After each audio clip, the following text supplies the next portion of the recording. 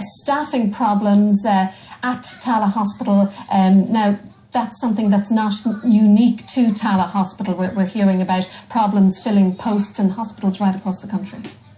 Well, what I find very interesting about this story is that when something similar was meant to have been said about Roscommon A&E, the minister came along and closed it, even though it wasn't actually said about it in the first place. But on all of the issues that were raised today in Leaders' Questions, they all really come back to one issue, and that is that the beast must be fed. And that beast is the bondholder. And that beast costs us €9 billion every year in interest alone. And the €70 billion that we paid back, that we should never have paid in the first place, could be used for these services. But I want you to focus on Tallaght Hospital, if you don't mind, because it's Tallaght Hospital that was raised in Leaders' Questions today. And my question to you is, what's happening now? Because we saw the special delivery unit when it was introduced.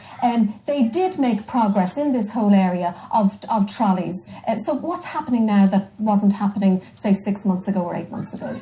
Well, you can only make so much progress if you don't have enough staff. And if there is an embargo, which means that you can't actually recruit people, and you're forced then to go to agency workers and pay far more money for it, it is inevitable that it's going to be a problem. But I'll go back to what I originally said. So long as we keep paying back a debt that isn't ours, we won't be able to afford basic services. And so long as our national broadcaster ignores this fact, and protests that take place, led by the technical group and by Ballyhae, says no, we will continue to have these problems. You've got to stop ignoring these facts. I think we'd have to refute that argument that RTE is ignoring this, and in fact we've just heard your own contribution on the subject there. So Luke, thank you. David Davenport, can I get back, please, Arthur Beasley, to the issue there? And it was raised by Luke Flanagan about the